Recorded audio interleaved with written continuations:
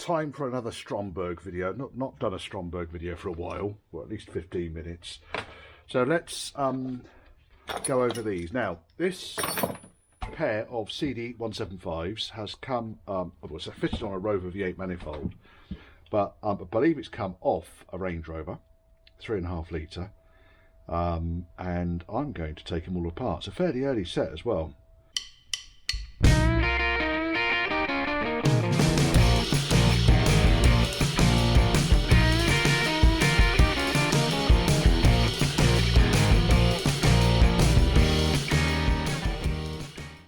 They're looking in fairly clean order. It's almost like they've had a damn good going over. It's unusual to see those on the Range Rover setup. So I might, when I take this all apart, I might just double check and see what carbs we've got on the Range Rover, and see if these are going to be any better. You don't need any special tools to take these things apart. Now, these have obviously been fitted at some point because there was a whole wedge of things like vacuum pipes, fuel lines and so forth on here, which I'm basically going to retain because they all belong to the customer. The fuel line, I couldn't tell you, just basically fuel oil hose, Agoria. I couldn't tell you whether that's ethanol friendly or not, or whether even it will cause me problems with ethanol. I've got a piece of hose at home just soaking away gently to itself, to see really if it's going to cause me any problems moving forwards. Now, some of these are a bit on the tight side. Obviously, when it comes to taking carburetors apart, try and avoid naked flames. It doesn't go down well. We've got a couple of fuel oil hoses in here. Oh my goodness. Oh. And it looks like when the engine was run up, they just installed a bypass for the 2 heater hoses, so I'll just take this off. A nice breather hose there. That can come off and go in there. I'll get the fuel hose off in a second. There are some bits that are just generic across these things. There's no point me doing anything with the inlet manifold because you can see it all looks really nice already. Really, all I want to do is take these 2 carbs off.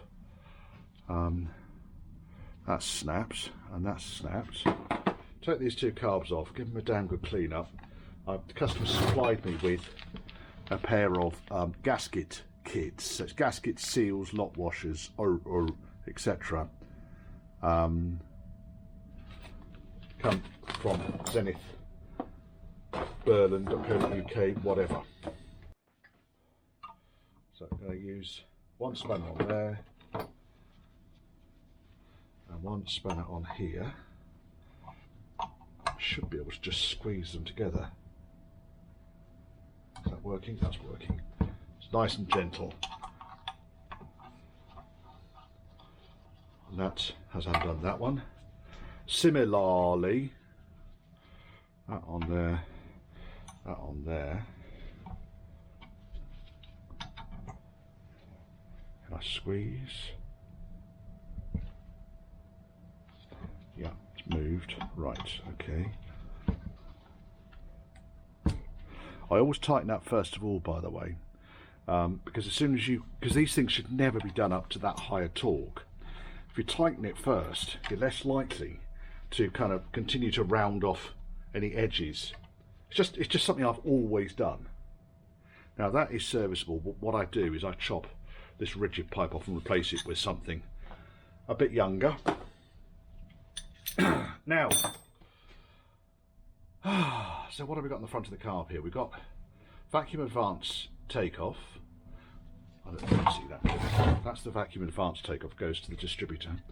It's a second vacuum port, and then that's the overflow, or sorry, the air bypass. Now, frequently, this pipe here, I find is completely bunged up. So let's see if it is bunged up. Let's go for a smaller. I'm not going to drill it, but I just want to see whether I can get this all the way in. And I can, which is good news. If your Rover V8 is overheating, 99.9% of the chance will be that this air bleed bung here, it goes back to the top right hand side of the radiator, will be bunged up. If you take the pipe off the top of the radiator and start the engine up, you should expect it to be a fair torrent of water coming out of this stub here. If it's not, then you'll need to go in there and clean it out. Right, now we've done that, let's just take these two carbs off the inlet. Now, if the inlet is still on the engine, there's two bolts, these two down here and these two on the other side, that will require the super stubby 1/2 inch spanner. And the reason being is they're so bloody tight down here that you can't actually get in there. Of course, with the inlet manifold apart, I don't need to do that.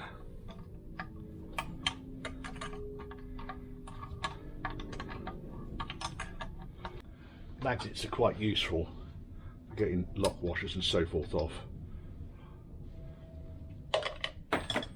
especially if you're still attached to the engine, and there within kind of lies a good reason why you probably don't want to be using stainless fixings, because when you drop your stainless fixing, a magnet doesn't pick it up. Now you might think, oh yeah, whatever, but you drop your, oh, seized on there, you drop your stainless fixing into the inlet manifold and you're going to invent new swear words.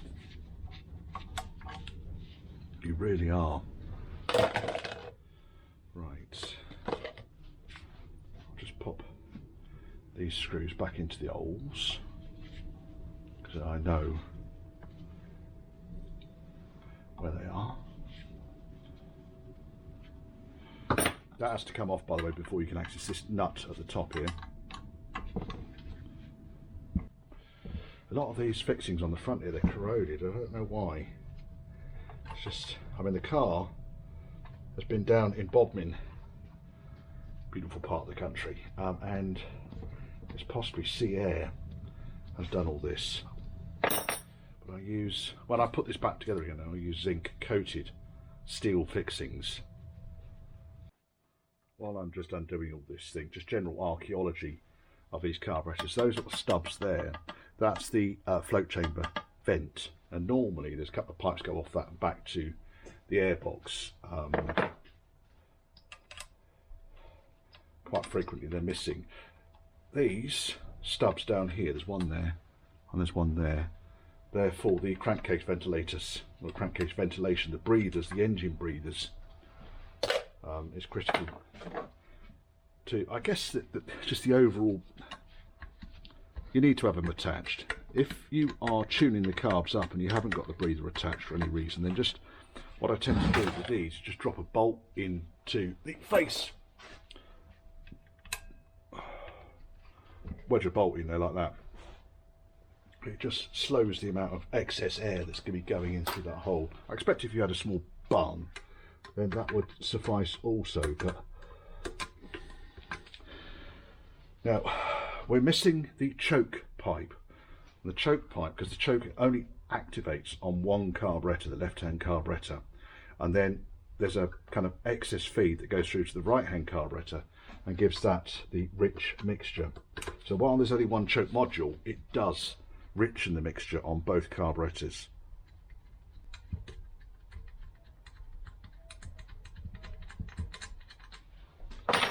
Magnet. Is he going to find it? Yes, it's not quite off yet. Come on, you bastard. Ah, tell you what's happened there. The nut has dropped down. I got wedged by the breather. Perhaps we need to take the whole carburettor off, because that stud is not quite in far enough on the inlet. Soon fix that once it's all apart.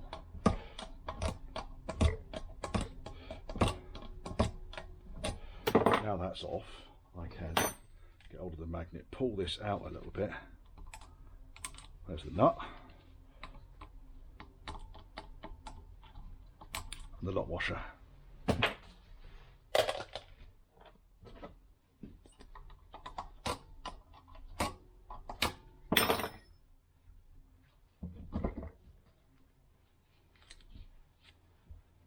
These have been off before because that lever there is bent. No, it wasn't just me.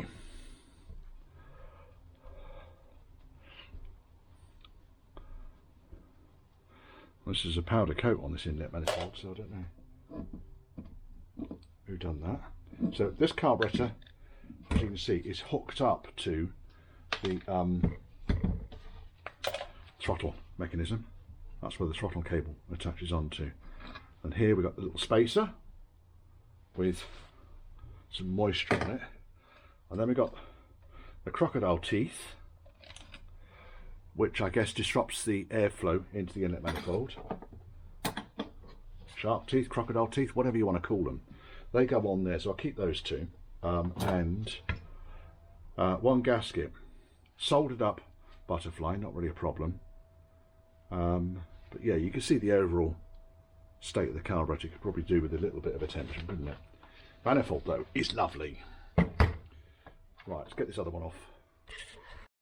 Does always amuse me when there was no gaskets between the carburetor, or there's one gasket between the carburetor and the manifold but no glue. Used gasket, and on the inlet side we're going to glue the gasket where it needs a gasket but it doesn't need to be glued. On the end here, that's the inlet there for the what's his name, temperature compensator. That's the outlets for the float chamber. Let's get these things apart now. Right, so where are we? Oh my goodness. One carburetor at a time, folks. So what I'll do, that lot now can go in the box of just general shite.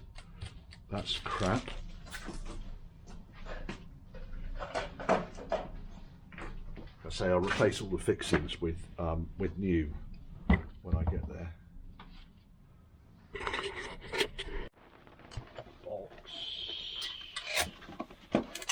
These boxes, by the way, bloody useful, very cheap, and the right sort of size for a carburettor rebuild.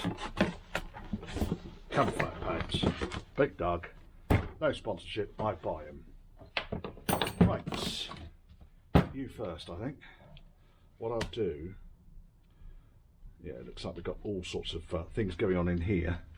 First of all, before we go too far, does the damper seat in there solid? So that's never going to help, is it? Throttle butterfly. Sticky as fuck. Doesn't really bode well, does it? Yeah, so these things need to properly come apart. Let's see what's going on in there. Okay. What I'll do here, actually, is I will utilise a couple of these little containers. James, hello James, gets these, brings them over every time he comes over with his soft dash. He brings over a load of old curry containers and they are bloody brilliant. So I don't know what came in that curry container, but absolutely fantastic, with its little lid to keep all the screws and fixings for this carburetor. Including, I'm going to take this chap out because I don't want to damage it, because they're expensive. They are available, they're just fucking expensive. I don't know if there was any need to swear then, Richard. That one is tight. You're going to find this, you're going to find that the screws have been mashed up over the years. This one's got a nice big crosshead cut right across the middle of it. And the other one is saying, no thank you. I don't think so. Let's see if we can find a better screwdriver bit to go into that one.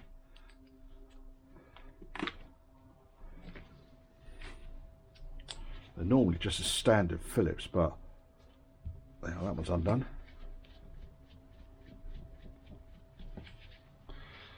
We'll find out why this dashport is seized up.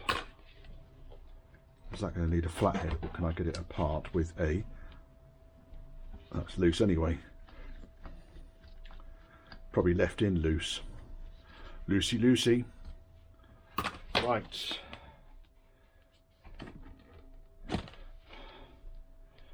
Yes. Don't normally find them that seized in.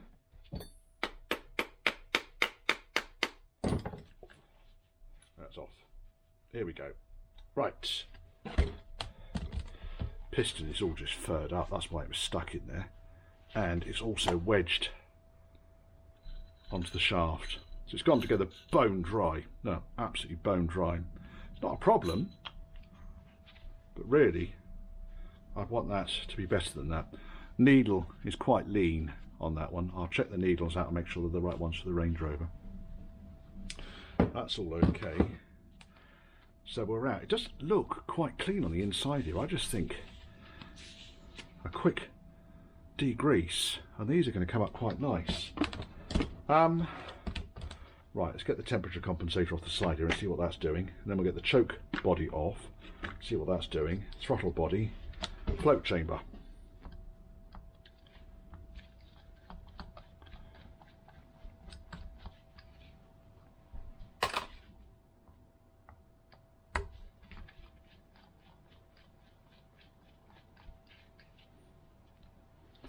I've done a video on setting these things up properly, but they're not difficult. That is very sticky in there. Come on, out we come. It has got the seals on it. I couldn't tell you whether it's been set up right or not. We will look at that later on. I'll say it's got the seals on it. Has it got the seal in the bottom there? For now. What's that for, Richard? There's just no need for it, mate. Right, throttle butterfly should come off, just 2 screws. Should come off. Yes, it does. Just undo the 2 screws.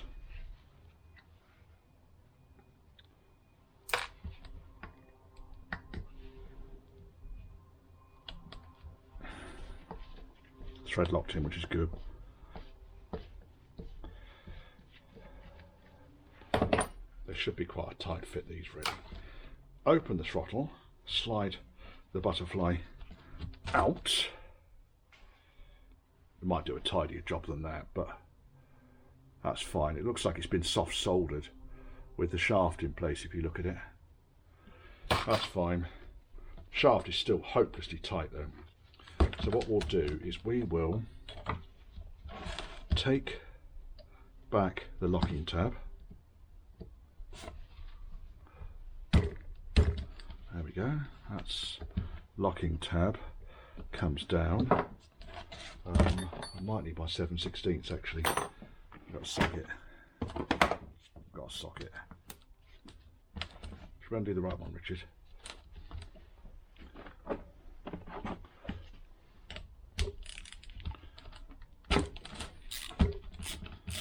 Undo the net, undo the net off the end of the shaft, and then what I do, if you haven't seen it before, this is what I do. I lay out the components one after the other so that they go back in exactly the right order.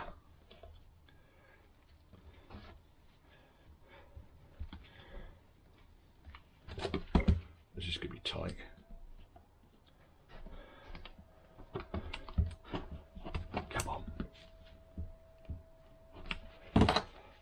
Probably should have taken this off before I took the butterfly out, because then I could use the butterfly, you see, to stop the main shaft from slipping around. Let's take the spring off. Might need a little bit of release penetrant on that because it looks like the arm has fused on there. Then what we'll do is we'll take the choke module off here. So the choke module, 2 screws, and then this whole chunk comes off. If you're unsure about how these things go back together again, then take photographs. There's no harm.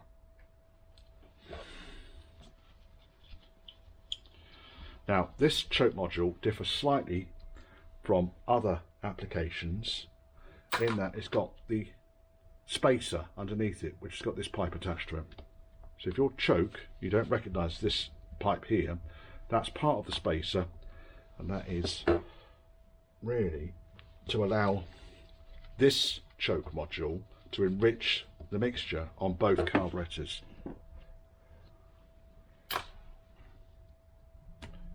Right, that comes off. Well furred up. That might benefit from a clean. I'll take this apart and show you how these go together. And this chappy here, gaskets are on there, which is good news. God's sake.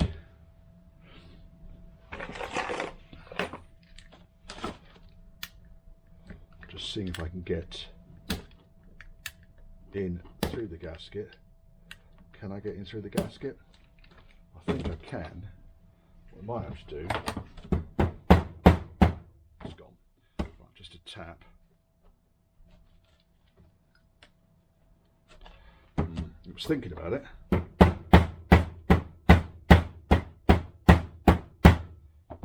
thing. You ham-fisted gibbon, Richard.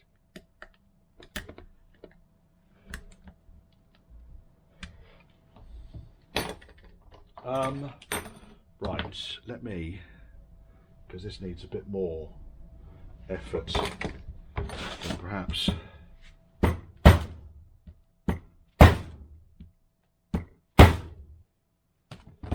fucking thing. That is not going to come off there. Why is that not going to come off there? Tell you what we could do, there is a blank hole here and there's a hole underneath it, so let me just get a small flat blade screwdriver. Of course, I'll put them all in there with all my bits laid out along the top of it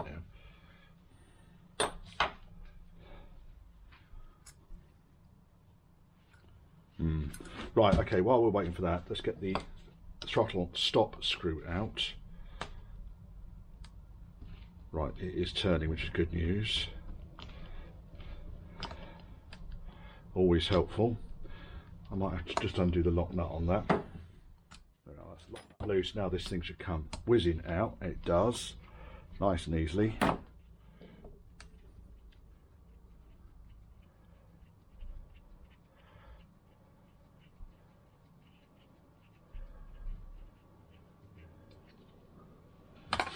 Throttle screw. Why are you not coming off there? No, we're not going to do it like that, Richard. We might do it like this. There we go. Just stuck on the gasket. Look, lots of glue on the gasket. All I did there was put, there's like a blank hole here. It's part of the moulding of the carburetor. Levered it off. That's why it was sticky. All of that lot can come off later on. Now we should be able to get this throttle spindle off. It's moving now. Marvellous stuff. Release penetrant. Right, okay, now that's come off. Those two can also go there, and then I withdraw the entire shaft for now. Oh my god, that is tight. I suspect it was a new shaft at one point. Right, which way round did it go? It went that way round. So then I bung the spring on, bung that on, bung spacer on, bung bigger spacer on, bung lock tab on, which pointed downwards, and bung nut on. There we are. And then that can be looked at and serviced in its own right. Now, the only thing we've got on here, apart from a load of dirt and shite, is the float chamber. So let's see what's going on underneath here. For all of you in a full state of horror, I'm just chucking everything into one box. Don't worry, I know where they all go. If you're nervous about it though, just put the screws back in, or keep the screws together with the float chamber as it comes apart. But I don't think that there are more than one screw that are could be confused on each of these carburetors. Just need to make sure that you keep the left-hand, right-hand carburetors separate, because the castings are slightly different, the throttle setup is slightly different, and the choke setup is slightly different. If you know what I mean, there's a blank on the end of the throttle shaft on this one, whereas on the other carb, the left-hand carb, it goes right the way through.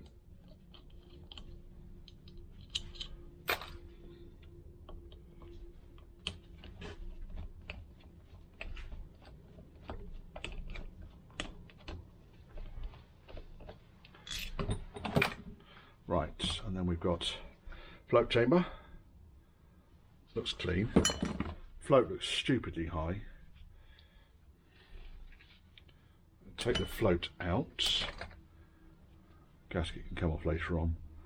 And then just take the needle valve out. We can check the needle valve is working by blowing into the intake here. Right, take the diaphragm off as well, because I don't really want to damage it, but then chances are it's going to get replaced anyway. It's nice to see these diaphragms not held in wood screws like I saw on a recent carburetor. You lose one of the little screws, yeah, just wedge a wood screw in there, that'll hold it. And then the carburetor gets the blame. Right, one thing I do like to check is whether the diaphragm has been installed with the tab into the slot. I didn't notice when I took the top off because it was all bloody seized together and I got distracted. So what I'll do is I'll hold everything nice and tight, take the last bolt out, and lift. There's the tab. No, it wasn't. Great, okay, that's fair enough. I'll lob those in the box to be cleaned. So yeah, install your diaphragms the right way around, folks. It's not difficult. Grub screw. We'll take it right out because we don't need it in there. There's the grub screw. And needle is attached. I was going to say, oh, I wonder if the needle's attached. It is.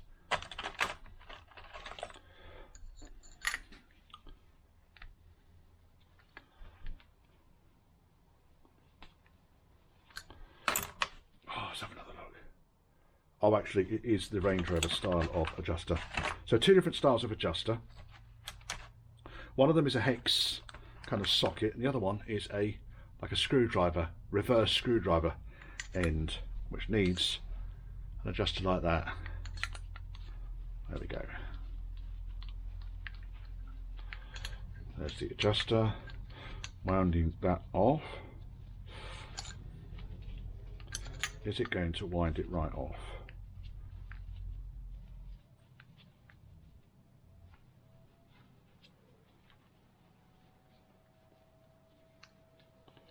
I think that the adjuster is free. Is the needle going to come out? No. I don't want to wreck the needle. So we'll soak it for a minute. See what happens. That can go in there, that can go in there. Fairly confident the needle's right off the adjuster.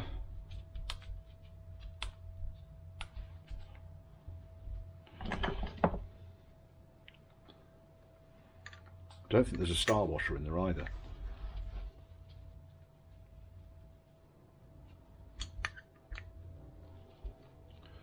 Which really kind of like, you know, defeats the purpose of having an adjuster in there. I'm going to say there's no star washer in there. And the needle's jammed. Now, if your needle's fucked, then you could put it in a vise, grip it and pull it out. But this needle's not fucked. And I really don't like wrecking stuff. I don't think this adjuster is anywhere near the needle. So we're going to have to work out how we're going to get that needle out of there without fucking it.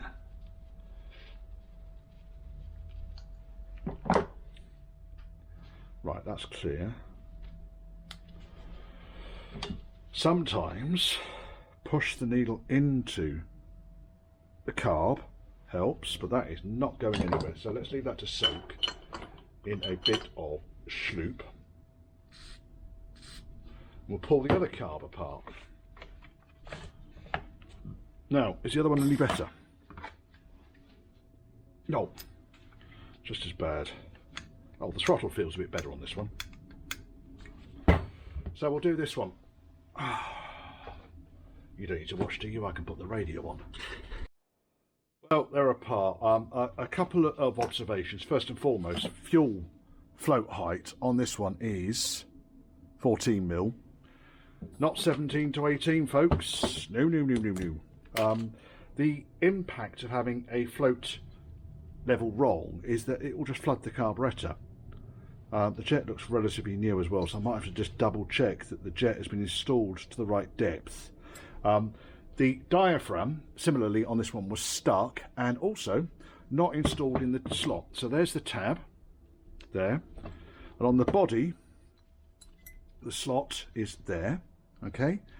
And when you put these things together, you've got a line on the cover and a line on the body. So I put that together exactly the same way as it came apart. The slot is over here. No, it's at the front. What we've done is we'll install it at the front, shall we? So yes. Oh, that is tight. Let's see. I don't want to break it. Bit of lube down the inside there. It's moving. What's basically happened here is it's just corroded together. Could we have our very first carburettor that is beyond it? The other thing I noticed, by the way, they're mismatched, these two. While they're both CD-175s, probably S's, the throttle adjustment on both is completely different, and I could probably make them work together, but they're not a matched pair of carburettors. Right, okay, how are we going to get this out? We're going to leave it to soak first of all. I don't want to put too much weight on the needle. Can I get the needle out? If I get the needle out, then I can put the... It's right to your nose, Richard. Nice tidy looking bench today, Richard, I must say.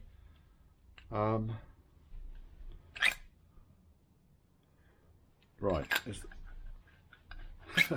Yeah, we've got a different adjuster on it by the looks of things, so let's just confirm that. The box is there. Some very heavy oil in here. Engine oil normally, folks. Engine oil, 2050 multi-grade. Don't have to put treacle in there. Someone probably has to try and slow the yeah, it's got the hex fixing on it, so it is different carburettor, different adjuster, different fucking everything. It's not ideal. So let's have this needle out of here, because it did move on the adjuster, which is good news. There's the grub screw. Grub screw can go in the pot. Meter needle comes out. That's all right. Now, what is wrong with this bastard? I should be able to. Fuck you.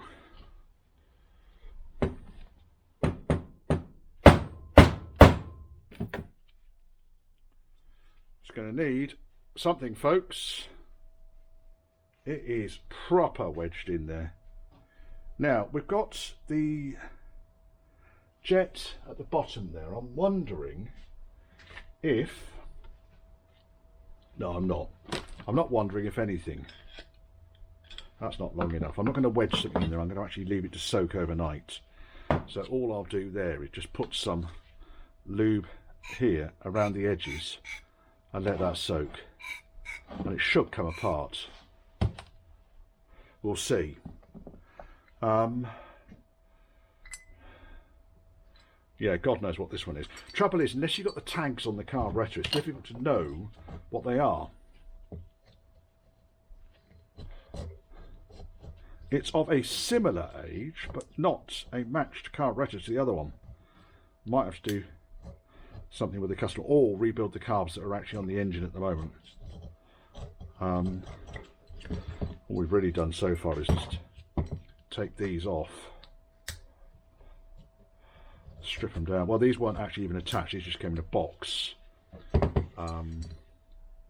Customer supplied these and said, oh, can you rebuild them please? Now the manifold, lovely, very nice, happy with that. And while they've powder coated it, they haven't powder coated over the gasket faces, which I do like. Oh yes, so someone who knew what they were doing powder coated it.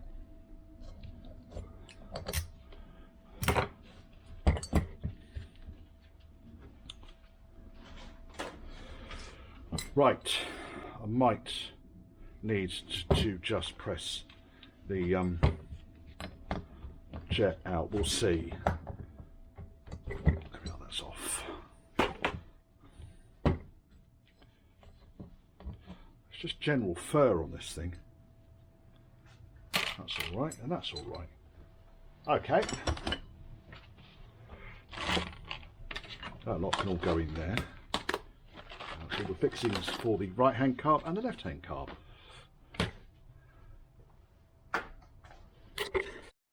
Well, so unsure of what I'm doing with that pair of carbs over there. I've taken the carbs off the engine, so it's a-suffix original engine. I love what the things you find underneath engines. It's lovely, isn't it? Squirrel Nutkin's been busy there.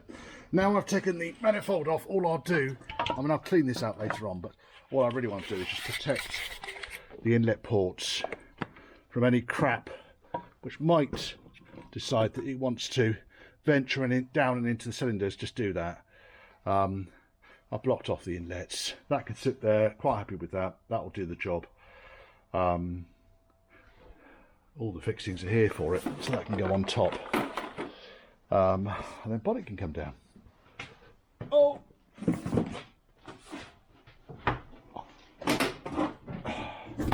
They are heavy. Bonnets are very heavy. Right. Now, these carburetors that I've taken off the car, off the engine, well, they're more what I would expect. Okay, there's a bit of gibbonry going on left, right and centre, and you can see some of these pipes here are bent. This one here, the fuel inlet, was loose. The two carbs weren't linked together. There was a bit of wire here which suggests that they probably were at one point. Throttle return springs bent, probably when we took the engine out. I don't know, it's an unusual thing to bend, but they are all there. It's a complete set, so I'm going to start stripping these down. You don't need to watch, there's nothing really that exciting to see, but let me get this manifold stripped down and see what we're going to do with it. Right, pulling these other carbs apart, and I found the first fault with them. And you saw how they looked. The very, very, very first fault. Diaphragm's torn. Not uncommon, but that carb wouldn't have been doing an awful lot. You see it's torn in a couple of places. That's a very old diaphragm there. So that's the first fault on all of these. Float height's been right, they've been set up nicely. Probably running a little bit on the lean side, but bear in mind this car was running LPG. Sorry, this engine was running LPG. It came from, what is it, Cornwall LPG something or others, St Austell, blah blah blah blah blah. That wing came from the car that Dave broke up for, actually didn't break it up for parts, he sold the whole thing as a going concern to someone else. But it's the car that the engine came out of, and that's where these carbs came from. Now, these carbs have got the float chamber vent is there, rather than here, okay, so there's no hole on the end there, so that's the float chamber vent. Carburettor, I mean they've been looked at reasonably recently because they've just got a good sense of they've been maintained. They've just not been fucked around with. like these ones over here. Now, I did manage to get the piston out of that one. It ended up being soaked overnight, and then it ended up going into the ultrasonic tank for about half an hour, and it did free that up. However, I can't get the needle out. Now, this looks a bit different purely because I want to get some heat on it, and I can't get heat on it while it's located inside this. So that chap there goes in there, and it's an interference fit, and then there's a roll pin that goes through that hole there. Now, if you're a bit careful, you can shear that roll pin, because there it is there. There's the end of it. I could put this, get this warm, and see if I can break the seat. Otherwise, this is just, well, the needle's scrap. The rest of it is retrievable. And we'll see. We will see. Where am I with carburetors? So, stripped all 4 carburetors down, the 2 that came on the fancy manifold. They are serviceable. I can rebuild those. They don't need a huge amount of work now I've got them all apart. I did manage to get the needle out in the end. The needle came out with a lot of fuss. Where have I even put it? Here it is, up here. So it came out of there. I had to put a fair amount of heat into that. Okay, so I don't know whether it was bonded in. But having got the thing out, I've got 2 problems. First and foremost, the little plastic ring that goes around there melted. So it's probably going to be a fuck needle anyway, because I had to put that much heat into it. But I got the needle out, and as you can see, it's literally just gone in, and it looks like it's just corroded up against the internals of the mounting point here. Now, there is no star washer in there, ridiculously. So we've got a set of carburetors here that are serviceable, could be rebuilt, no problems at all. Again, we've got yet another pair of Stromberg CD-175 carburetors that are not scrap. And these 2 chappies here, these are the ones that came off the engine. Now, I've spoken to the customer. I'm actually going to clean these up and rebuild these ones. I'm going to use the best components of the pair, so I might use the dashpot tops off the other ones, although these ones are actually listed as Zenith Carburetor Company, and the other ones are listed as there's a roll pin there. The other ones are listed as Solex UK Limited 175 CD. So yeah, they'll all bloody fit. These have got the single step on the underside. I'm going to rebuild these pair. I'll negotiate with the customer and buy the other pair off him, because, like I say, there's nothing wrong with them apart from they just need a good rebuild. These, I'm not sure whether it's a full rebuild or whether we're just going to end up servicing these, because jets are in really good order. They look serviceable. These are the jets that adjust through the bottom of the float chamber rather than through the top of the dashpot. The needles are both in good order. Carbs actually look to be in fairly good shape. So I've got the tag of one of the carbs, and these are listed as a pair of 3394 carbs, which is useful because I can then order a rebuild kit for those. Now, these are earlier Strombergs. They don't actually have all of the seals and so forth in them, but they've got enough in there that I can build these up, get them working beautifully again. I think that's it really for this particular episode. So I'm going to use the steam cleaner, see if I can steam them clean, get them tidied up a bit, and rebuild. I hope it's useful, this stuff. If it isn't, I don't know what. Drop me a message.